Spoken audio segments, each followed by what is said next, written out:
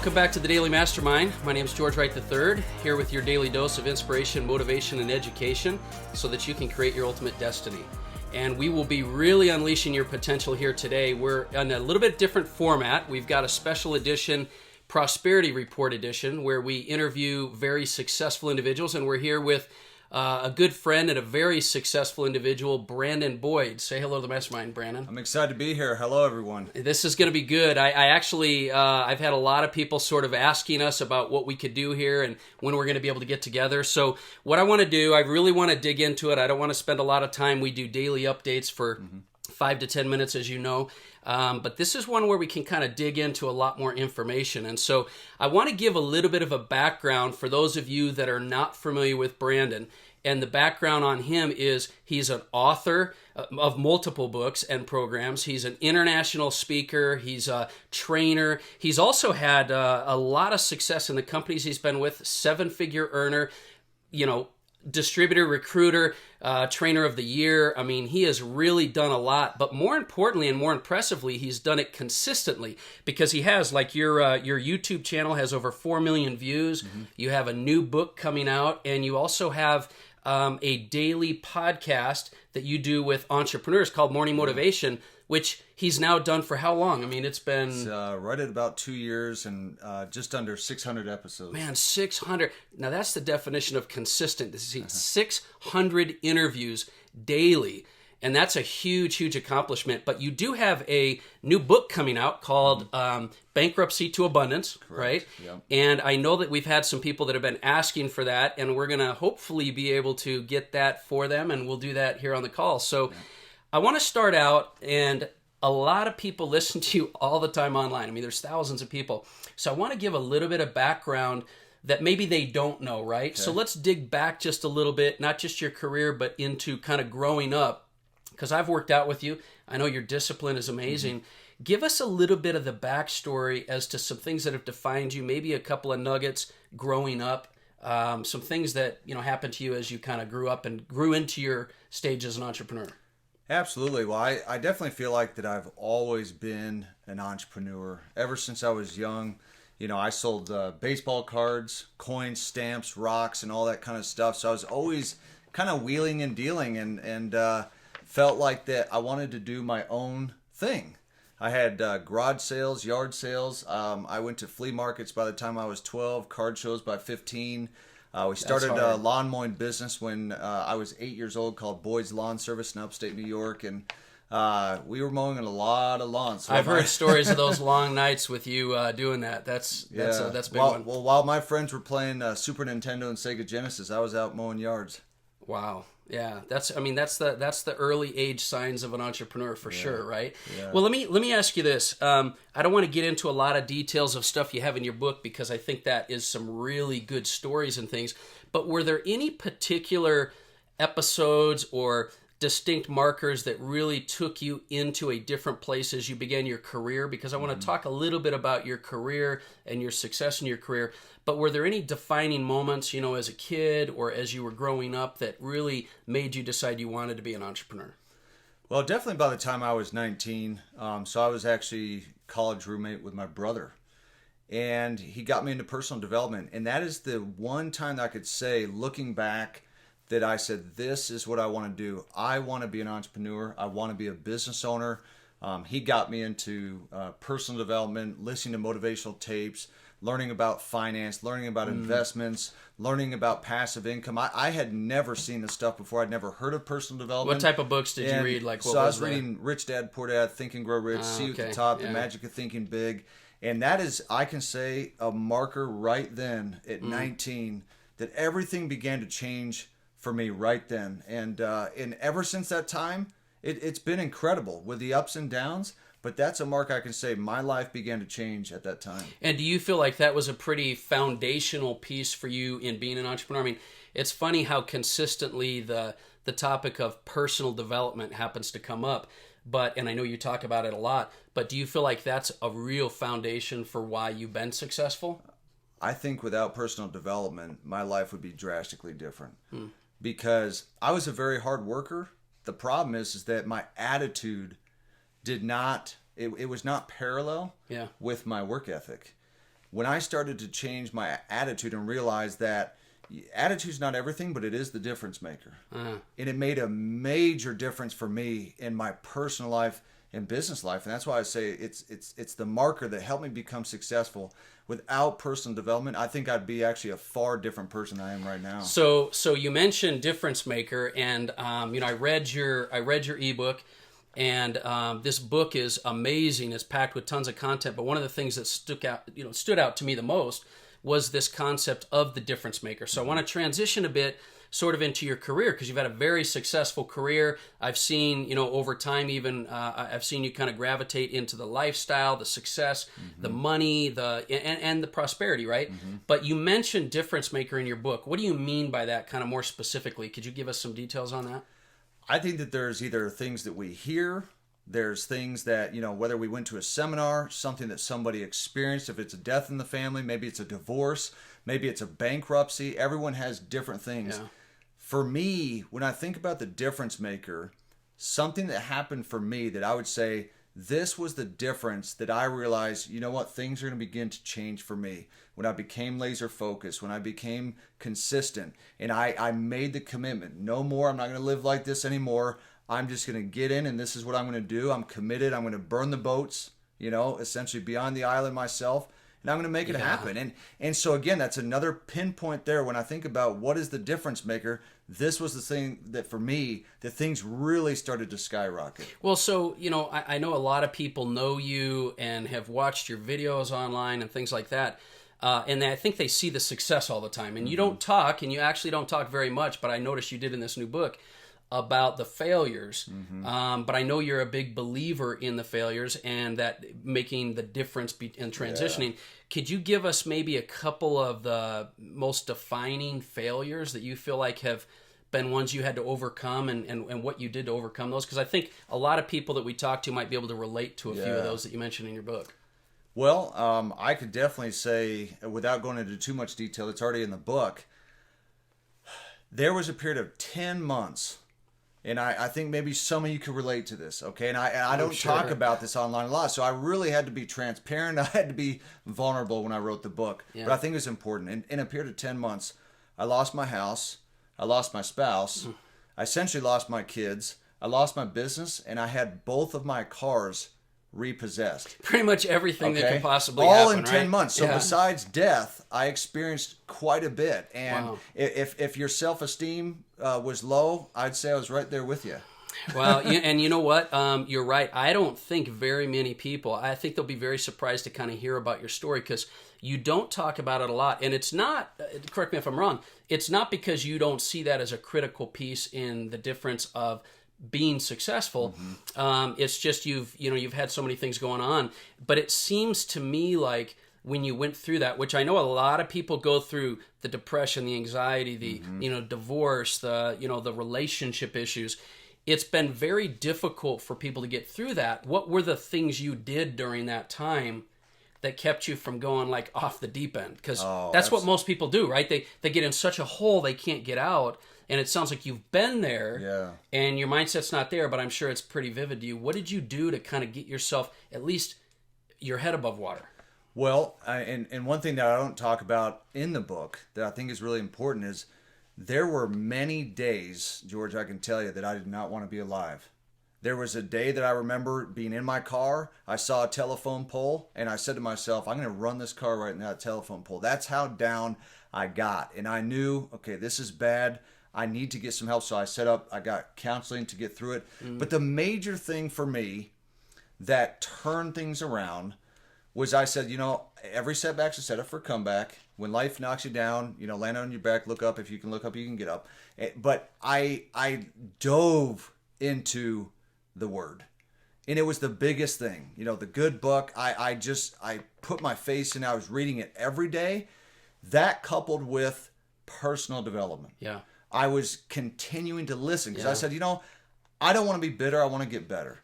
So between, reading about, the Apostle Paul and all these different things, but then coupling that with the personal development, the audios and books, I will tell you, it dragged me out of it. I was healed and things began to change. And I would say it probably took a good, at least 6 to 10 months because I was as low as I'd ever been in my life. Yeah, you know what's funny is I think about that, and I know a lot of people, you're right, you don't talk about it as much in the book, but I think people know that your faith and your spirituality is a huge core in your life, right? And I think what I want to point out to a lot of our listeners is I think that that foundation of personal development you had when you did run into problems helped you, but then you clearly went closer to the personal development in your faith. I mean, you're a very spiritual guy. I mean, there's a lot of people that are religious and spiritual, but spirituality and, faith for you has been a huge core. At least I've seen that in your, not just in your personal life, but in your career. And so would you say that's a pretty big core part of your makeup, even though you maybe don't talk about it a lot in your day-to-day? Absolutely. It's actually the thing I care most about, to be frank. When I also think about with that, I said, okay, I've got to get and stay busy during this time. Yeah. So I said, I'm literally going to invest myself full time. I'm going all out. I'm going to 10X this thing before we talked about 10X. And I'm going all out. And I did. And over a period of the next number of years, I had hundreds of thousands of customers. I said, I'm going to put my nose to the grindstone. I'm going 100 miles an hour. And see, had I not had that setback, I guarantee you that wouldn't have happened. Yeah, it's funny. I want to draw attention to something you said because it's a common principle I found with a lot of people that I've interviewed over the years. Tony Robbins talks about it a lot as well. And that is when you're having trouble and you're struggling, you would think when you're having a lot of success is when you take a lot of massive action. Mm-hmm. But really when you struggle the most, it sounds like is when you kind of like 10 times or double down on your taking action. But there was something you said that was subtle that I think is huge for a lot of people.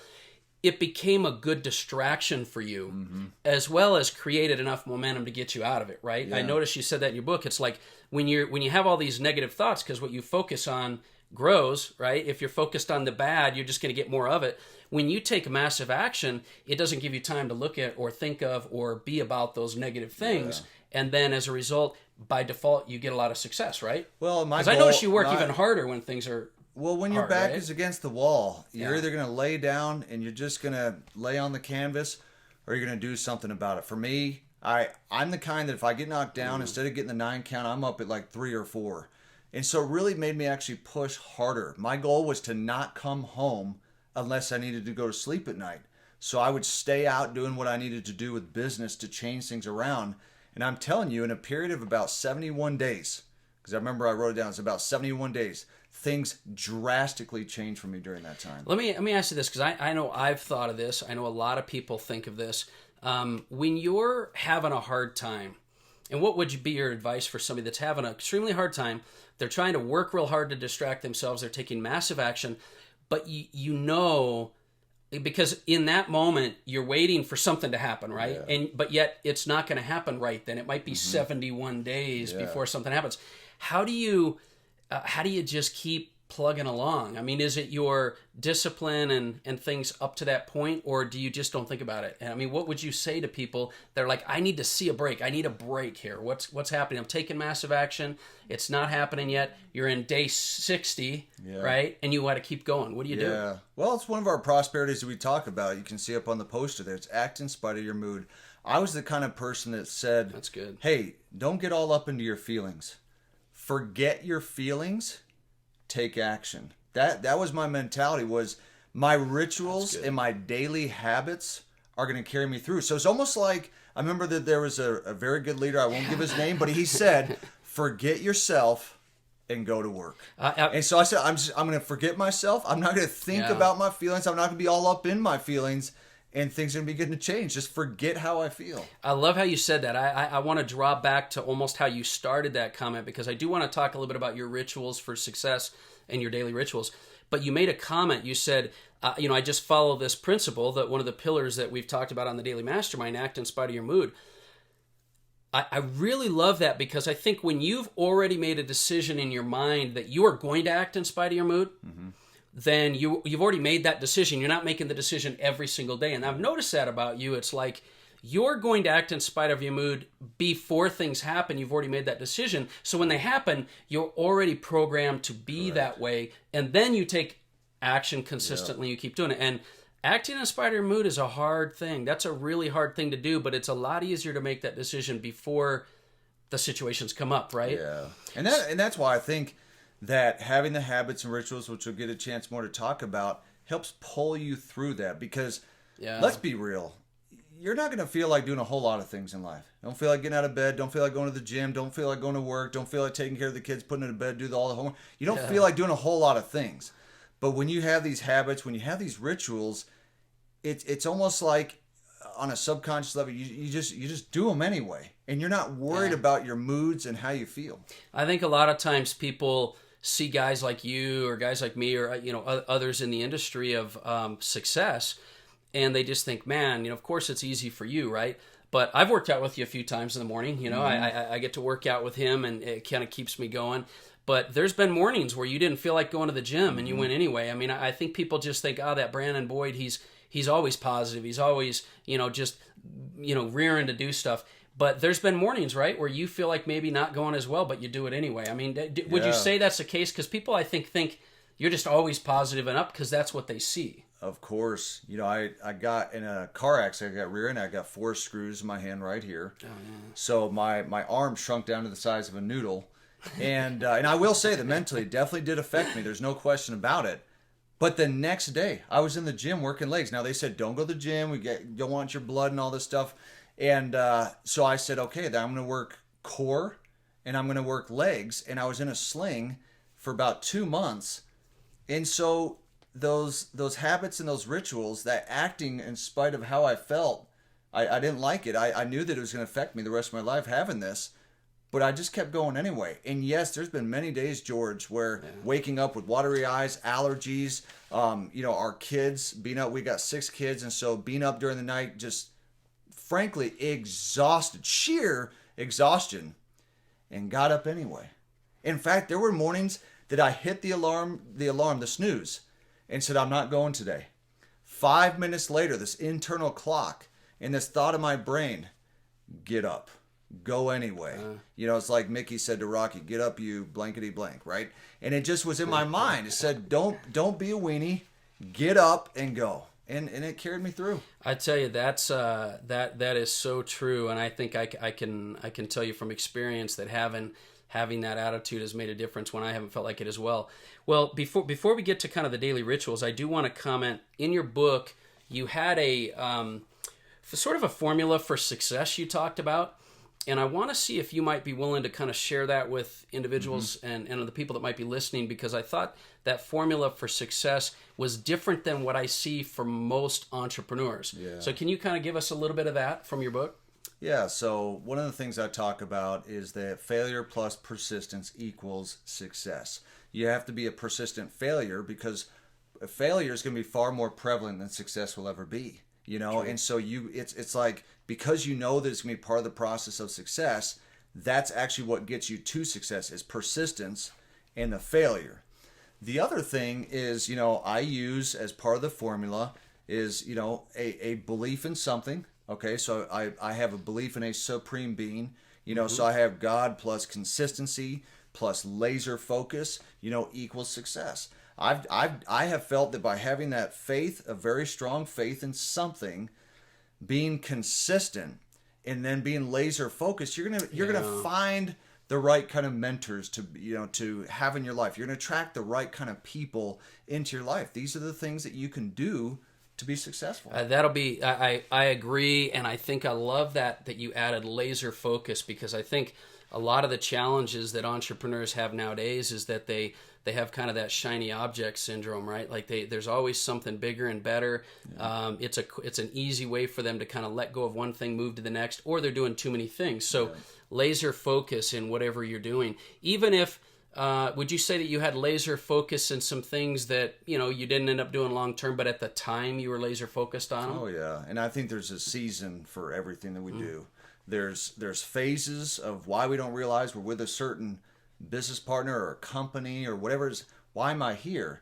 And then you realize, even if it was 12 months or 18 months, that I was focused during that time, not sure exactly why, but for the next thing that you ended up doing, it ended up being a benefit. And I say in the book, I talked about how I learned search engine optimization from a company, how I learned how to sell on eBay. Yeah, you know, that's so good. at every That's place really I good. sold for a company that had a stock market education program that I ended up actually using 15 years later. And so each of those experiences that I was focused in during that time propelled me for the next thing. Yeah, that also is a common element that I found with successful people is not only do they not worry about where they're going to be going, they focus in and laser focus in, and sometimes you won't even know the skills and talents and things you're learning are going to help you in something later, and you're not going to even know where it's going to lead you. You put your head down. That's another thing. I think a lot of people, they feel like they have to have all the answers and everything figured out ahead of time, rather than just putting their head down and being persistent. So that's really good. So, well, great. Let's do this. I want to talk just real quick about your daily rituals for success. Okay. I'm hoping that there's some rituals there that, you know, our listeners can kind of glean from and say those are some great rituals, as well as maybe, you know, some might just kind of get the process going for them. So what is your typical day? What are your rituals for success? What do you do? Well, something I've done for, almost 2 decades at this point, at least over 15 years, is I wake up very early in the morning. I always believed in early to bed, early to rise, and I want to get ahead of everyone else. I want to be in third gear when they're in reverse. You know, just what getting time up do you for the get day. up now? Well, for a long time I got up at 4. Okay. But after our last child, I said, okay, I don't know if I can do this anymore. I've got to have more sleep. So now I typically arise between 4:35, 5 o'clock, usually about 4:30. If it's been a rough night with our last child, then it could be 5. But I get up and I spend typically at least an hour after having oatmeal, so I got to get something in my stomach because I'm hungry. I start doing personal development right away. So I have my prayer/meditation. Do you do that on purpose? So you do personal development first for a reason, or is it just the best time for you to do it? The best time because there's no distraction. Okay. So the reason why I do it first is no one in the house is awake. And so Yeah, I don't not have at 5 work o'clock. yet. I haven't gone to the gym yet. I feel like it's really important to be working on my mindset first because it's going to, guess what? Text messages are going to come through and emails and other stuff that could be tough to deal with. So I've got to get my mindset right if I want to have my day right. So personal development is the first thing that I do when I wake up. So you get up early, you do personal development first thing consistently. Yeah. And then what else? What else do you do? So, first of all, I drink a full glass of water when I first wake up because I feel like it's important to kind of get my energy and everything going. I've heard that for a lot of people. So I literally do that. In fact, when I'm brushing my teeth, before I go downstairs, I actually have an audio playing. So I'm already doing personal development.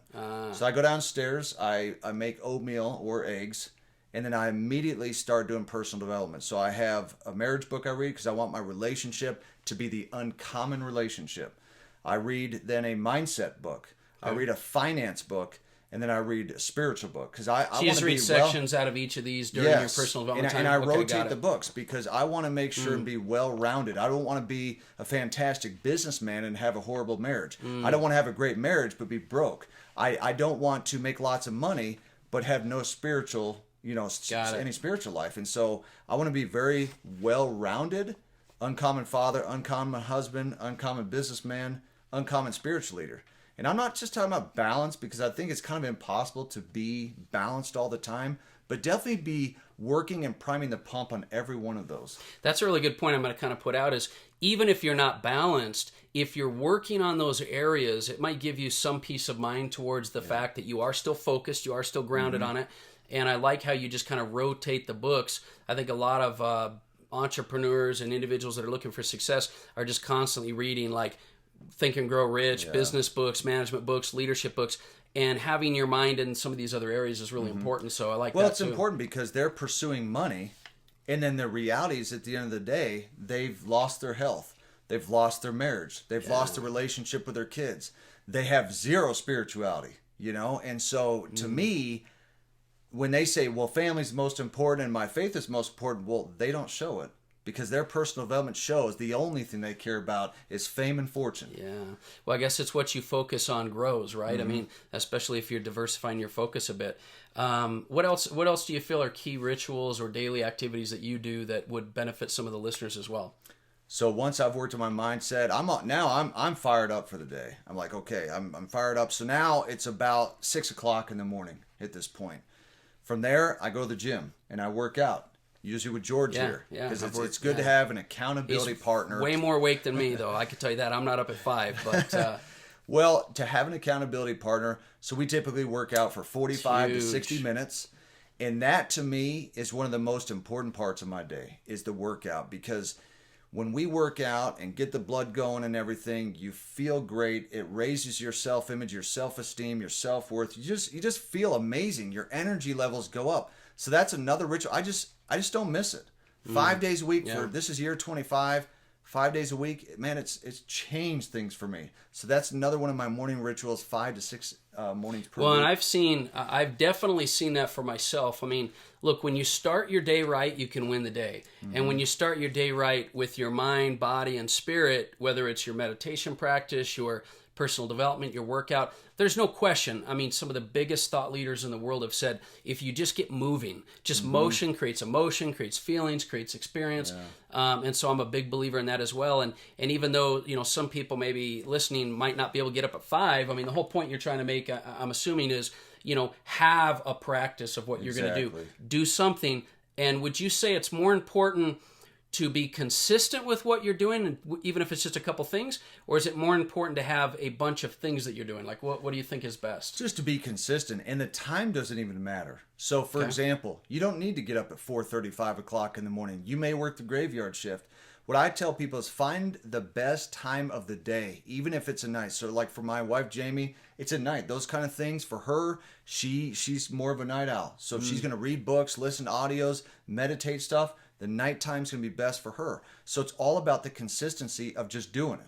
Yeah. That's the key. Yeah. And also not overwhelming yourself with having too many things to do where now you take no action. For me, it's about what are the top 5 things that I need to do every day. So one of those things, I don't answer any emails and no social media notifications until I get to the office. Yeah. Because now my mindset's right, my physical, I've already prayed and meditated. Now I can deal with the different issues that you're going to have during the day from emails and notifications and all that. It's funny because I know there's a lot of you listening that are like, well, okay, I'm going to go do my personal development and work out, but first let me check Facebook and Instagram. Mm-hmm. Well, you've already got yourself on a completely different mental plane for the game, then you're trying to add the content. Yeah. I think that's a great point. And you also made another great point, which is accountability partners. Mm-hmm. Even individuals that have a consistent routine can benefit from accountability partners. Mm-hmm. Sometimes it's just the very fact of having someone. So whether it's, let's say, an accountability partner you're working out with, or setting goals, or following up with people, or those kind of things,